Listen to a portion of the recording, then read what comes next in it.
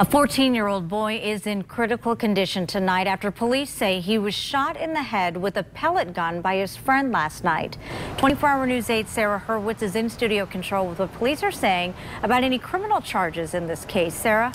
Well, Marley, right now there aren't any criminal charges, and the 14-year-old friend who police are not deeming as a suspect who shot the victim is not in custody. He is cooperating with the investigation.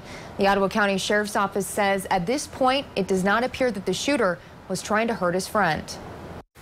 It was on this block last night off Shade Blue Drive in Georgetown Township when a 14-year-old boy was shot in the head with a pellet gun, which is also known as a BB gun. The elements there exist that there was certainly appears to be a careless and or reckless type discharge in here, and accidental in such that it wasn't intended on hurting the victim, but nonetheless did. So much that it lodged in the victim's brain. It looks as though the victim will be in a medically induced coma for a few days to try to reduce the swelling in his brain.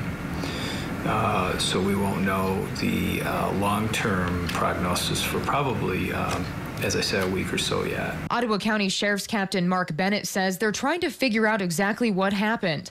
The BB gun was the victim's, and it's unclear what the boys were doing with it, or whether the friend who pulled the trigger knew that it was loaded, which was shot within only a few feet of the victim. We're able to talk very briefly with the victim prior to him being transported to the hospital, and again, I can't get into exactly what was said by the victim, but that's what leads us to believe that there wasn't anything predisposed as far as an argument, fight, or anything of that nature.